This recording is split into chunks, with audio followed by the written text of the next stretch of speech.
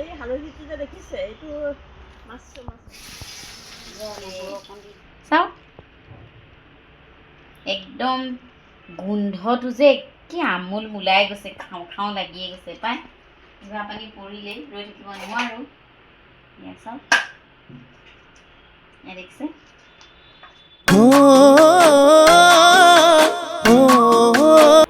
নমস্কাৰ, মই পাপৰি আপোনালোক সকলোকে মোৰ নতুন এটি ভিডিঅ'লৈ স্বাগতম জনাইছোঁ। আৰু মোৰ ভাল আশা কৰিছোঁ আপোনালোক সকলো ভালে কুশলে আছে। আৰু এতিয়া ৰাতিপুৱা প্ৰথমতে এয়া চাহ বনাইছোঁ, চাহ খাই লওঁ। তাৰপিছত এয়া চব্জি কাটি থৈছোঁ, এয়া হৈছে ভীমকলৰ কল পচলা। আজি ভাবিছোঁ বনাম। তাৰপিছত আৰু আজি এটা স্পেচিয়েল বস্তু বনাম বুলি ভাবিছোঁ। কি জানেনে? কি বাৰু? সেইটো সকলোৰে প্ৰিয়, আমাৰো প্ৰিয়। আৰু গুৱাহাটীত অৱশ্যে এই বস্তুটো বনাবলৈ অকণমান কঠিন, মানে যিকেইটা বস্তু লাগে মেইন বস্তুটো অকণ পাবলৈ দিগদাৰ, কিন্তু আমি বিচাৰি আনিছোঁ। গতিকে আজি আপোনালোকক দেখাম কি বনাম। এয়া চাওক, আপোনালোকে চাগে গম পাইছে এয়া হৈছে মাছ। এতিয়া মানে পাতত দিম। পাতত দিবলৈ হ'লে আচলতে কি হয়, কলপাতখন লাগে, আৰু গুৱাহাটীত কলপাত পাবলৈ অকণ অসুবিধা। কিন্তু বিচাৰি আনিলোঁ আৰু গোটেই বস্তুখিনি যোগাৰ কৰি থৈছোঁ। আৰু এতিয়া ধুনীয়াকৈ পাতত দিম। আচলতে কি বস্তু দিলোঁ মই সেয়া আগতে সানি কৰি আজৰি। এতিয়া আপোনালোকক কেনেকৈ পাতত দিওঁ, মানে মই ভাবিছোঁ আমাৰ এই মেচিনটোত পাতত দিম আজি। প্ৰথম দিম অভেনটোত। আৰু ভাবিছোঁ পাতত যিহেতু দিমেই, গতিকে এয়া হৈছে বাঁহৰ খৰিচা। আজি খৰিচা অকণো লগত দি চাওঁ, এইটো কেনেকুৱা হ'ব খালেহে গম পাম। বাৰু যি নহওক, আপোনালোকক দেখুৱাম পাতত দিয়াৰ পিছত কেনেকুৱা এটা ৰূপ লয়। গতিকে মোৰ ভিডিঅ'টো শেষলৈকে স্কিপ নকৰাকৈ চাই থাকিব। এতিয়া চাহ খাওঁ দেই। আৰু এয়া চাহ লৈ আহিলোঁ। এয়া মা ভাগৰ চাহ খাওঁ হ'ব লাগিব। আৰু এয়া তোমাৰ ভাগৰ চাহ। বিস্কুট লাগিব নি? তুমি বিস্কুট খাবা নি? বিস্কুট ইমান জানিছোঁ, পপ এটা দিয়া। বিস্কুটটো খাই অৱশ্যে ধুনীয়া লাগে দেই। মই প্ৰথম খাইছোঁ, চাওকচোন কেইবাটাও খালোঁ, খাই ভাল লাগিলে। এনেকুৱা মানে মাজত চেনি সোমাইছে, গায়ে চায়ে চেনি। আচলতে বনাইছে আমাৰ খিলঞ্জীয়া মানুহে। আৰু এই ঠেলা সৰু সৰু যে এনেকুৱা হেৰি লৈ পেলাই যে বেছি থাকে, এনেকুৱা মানুহৰ পৰা আনিছোঁ। তেওঁলোকে কিন্তু বৰ ভাল ব্যৱসায় এটা কৰি আছে। মই অকণমানহে খাম দেই। গতিকে এয়া বিস্কুট দি আমি চাহ খাম। আৰু খানা বনাবলৈ আছে আজি, মানে শ্বুটিং নাই। সেইকাৰণে ভাবিলোঁ ঘৰতে আছোঁ যিহেতু বাকী অলপ বনাওঁ, আপোনালোককো দেখাওঁ নহয় জানো। চাই থাকিব দেই।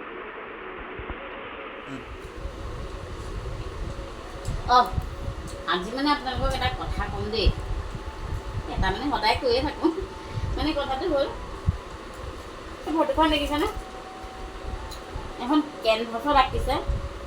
আৰু আমাৰ যে বেহাৰবাৰী চুইটি দুটুকনৰ ঘৰৰ মালিকনী, মোৰ মানে বাৰ্থডেত আহিছিলে। আৰু আহি পেলাই বায়ে এখন মোক গিফ্ট কৰিছিলে। বায়ে নিজে আঁকা। মই আচৰিত হৈ গৈছোঁ, ইমান ধুনীয়া এখন ছবি আঁকিছে। মানে এগৰাকী মহিলা, এজোপা গছ। মই সুধিলোঁ, তুমি গছ আগফালে মহিলা মানে কিয় আঁকিলা? তেতিয়া মোক বুজাইছে যে মহিলা গছৰ লগত তুলনা কৰা হয়। সেইকাৰণে এইটো চাইডে গছ, এইফালে এগৰাকী মহিলাৰ মুখখন। মানে আচলতে ছবি অৰ্থ বুজিবলৈ বৰ টান। মই পটককৈ নুবুজোঁ, বুজিও নাপাওঁ। মানে ছবি অঁকাত পাৰ্গতো নহয় বা ইমান নাজানো। কিন্তু ছবি আঁকা মানুহক খুব ভাল পাওঁ, চাই ভাল পাওঁ। তেনেকুৱা কেইবাজনো আছে মোৰ নজৰত। মই খুব ভাল পাওঁ তেওঁলোকৰ অনুৰাগী। আৰু তাৰ মাজতে ৰিমজিম বা ইমান ধুনীয়াকৈ মানে আঁকি পেলাই নিজ হাতেৰে, অৱশ্যে নিজে বনাই কাৰোবাক কিবা এটা গিফ্ট দিলে খুব ভাল লাগে নহয় জানো। গতিকে খুব ভাল লাগিলে এইখন মোক দিলে। আৰু এই চেগতে ধন্যবাদো জনাইছোঁ ৰিমজিম বাক। আপোনালোককো দেখাই দিছোঁ। মানে সদায় কম বুলি ভাবোঁ, কিন্তু কথাটো মনতে নাথাকে। আৰু যি নহওক, ভাল লাগিছেনে জনাব। আপোনালোকে পচলা এনেকৈ কাটেনে? আপোনালোকে ভাবিছে চাগে দেই পচলাটো কিয় ক'লা হৈছে। আচলতে এইটো হৈছে ভীমকলৰ মানে। আৰু যিটো মালভোগ কলৰ হয় সেইটো অকণমান বগা হৈ থাকে। আৰু এইটো ভীমকলৰ, সেইটো লখিমপুৰৰ পৰা আহিছে, মায়ে লৈ আহিছে। আৰু পচলাটো এনেকৈ ডাঙৰ ডাঙৰকৈ কাটি মই এনেকৈ গ্লাছ দি মাৰি লওঁ, তেতিয়া সৰু সৰু হৈ যায়, খাবলৈ ভাল লাগে। আৰু ইয়াতে আজি দিম কেইটামান বুট কেইটামান দি পেলাই বনাম। এতিয়া তেনেকুৱাহে আৰু ভালেই হৈ আছে। ইয়াতে আকৌ ঢেৰ কিবা কিবি দিব পাৰি দেই। বুট দিব পাৰি, তাৰপিছত মাছৰ পেটু দিব পাৰি, তাৰপিছত এই মাংসৰ যে হেৰি কি বুলি কয় চুস্তা কিবা যে সেইটো দিব পাৰি, মানে চিকেনৰ কিবা কিবি ঢেৰ কিবা কিবি দিব পাৰি। মুঠতে নিজে নিজে এটা এটা উলিয়াই লৈ বনাই থাকিলে হ'ল আৰু। এই হালধিটো যে দেখিছে, এইটো মাছৰ পাতত দিয়াত দিবলৈ ভাল, খাই ভাল লাগে এইটো দিলে। এইটো হ'ব চাগে, এটাই দিলে হ'ব নেকি?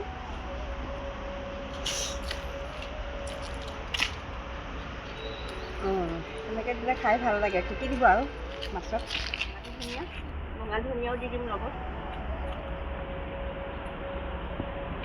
এইটো নিজে খেতি কৰিছোঁ আকৌ, নিজে খেতি কৰা পাচলি আছে ইয়াত। আগতে মানে মায়ে দেখো আৰু এনেকে মাছ পাতত দিলে কি কৰে, এই আদা পাত ধনিয়া পাত এনেকে কিবা কিবি কুটি দিয়ে। তাকে আমাৰ ইয়াতো মানে আদা লগাইছোঁ, তাৰে পাত দুটা আনি ময়ো ইয়াত দি দিছোঁ। আচলতে মাছ এনেকে পুৰি খোৱাটো একদম পৌৰাণিক নিয়ম, কিন্তু আজিকালি আকৌ নতুন প্ৰজন্মই বুজি নাপায়। মানে ল'ৰা ছোৱালীখিনিৰ কথাই কৈছোঁ, সিহঁতে মাছ পুৰা বস্তুটো বুজি নাপায়। আৰু অৱশ্যে গুৱাহাটী চহৰতনো মাছ পুৰি খাব। আচলতে পুৰি খোৱা নহয়, পাতত দিয়া। মানে কি হয়, ইয়াতো আৰু পাতত দিবৰ কাৰণে ধান খেৰ নাই দিয়কচোন। আমি এতিয়া টেকনিক ইউজ কৰিব লাগিব, নিঞ্জা টেকনিক। আৰু নিঞ্জা টেকনিক ইউজ কৰিবলৈ হ'লে আমি হয় অভেনত দিব লাগিব, নহ'লে কেৰাহীত দিব লাগিব, এনেকৈ দিব লাগিব। এতিয়া কলপাতখন ফাটি গ'লেহে ৰক্ষা পাব। আগতেও আচলতে এনেকৈ বনাই থাকোঁ, আজি অলপ মানে বেলেগ এটা টেকনিক ইউজ কৰিছোঁ। আৰু ইয়াতে মই নেমু অকণমান চেপি দিলোঁ, তাৰপিছত পিঁয়াজ অকণমান দিছোঁ, অকণমান আদা নহৰু দিছোঁ, জলকীয়া দিছোঁ, নিমখ দিছোঁ, আৰু জিৰা ধনিয়া নাই দিয়া আকৌ দেই। ধুনীয়াকৈ সানি লৈছোঁ। সানি লৈ পেলাই এতিয়া ইয়াতে এনেকৈ দি দিম। তাৰপিছত এইটো এনেকৈ মাৰি দিম। তাৰপিছত এতিয়া টাইমাৰ দিম। টাইমাৰ চাগে 40 মান দিলে হ'ব চাগে। এইটো 180 ডিগ্ৰী চেলচিয়াছত দি দিছোঁ, আৰু এইফালে 40 মিনিট দি দিছোঁ। তাৰপিছত চাম আমাৰ আজি মাছৰ পিটিকা পাতত দিয়া কেনেকুৱা দেই। এয়া আকৌ মগু দালি নেমু দি পেলাই বনাইছোঁ। মাছ হৈ আছে, কিমান টাইম লাগে? 40 মিনিট সময় দিছোঁ, হৈ যাব লাগে।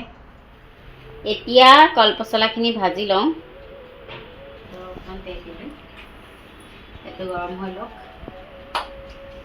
তাতে পিঁয়াজ দি নহৰু অকণ দি দিছোঁ, পিঁয়াজ দি দিছোঁ। মই যে ইয়াত থৈ পেলাই বস্তুবোৰ দিছোঁ, আপোনালোকে আকৌ লেতেৰা বুলি নাভাবিব দেই। এইবোৰ মই চব চাফাই কৰিয়ে থাকোঁ এনিটাইম। মোৰ ঘৰত মানে কাম কৰা মানুহ নাই, চব কাম মই অকলে অকলে কৰোঁ। দুজন মানুহে কিনো কাম কৰা মানুহ এজনী ৰাখিম, নহয় জানো? আৰু কাম কৰিলে এনেও স্বাস্থ্যটো ভালে থাকে, গতিকে চব কাম মই অকলেই কৰোঁ। দি দিলোঁ নহৰু, কিন্তু তেলত দিলে বৰ ধুনীয়া গোন্ধায়, শুনা পাইছা?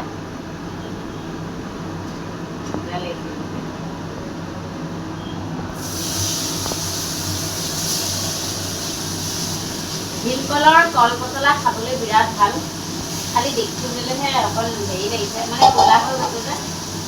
কিন্তু এইটো বোলে বেছি ভাল বুলি কয় আৰু মাহঁতে।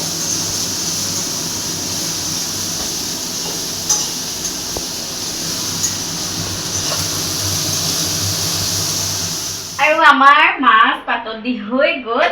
এতিয়া আমি মাছটো উলিয়াম। চাওক, এতিয়া খুলি চাওঁ ভিতৰত কেনেকুৱা কি হৈছে।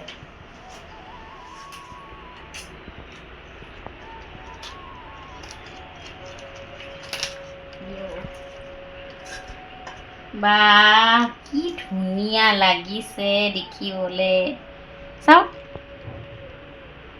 একদম গোন্ধটো যে কি আমোল মোলাই গৈছে, খাওঁ খাওঁ লাগিয়ে গৈছে পাই।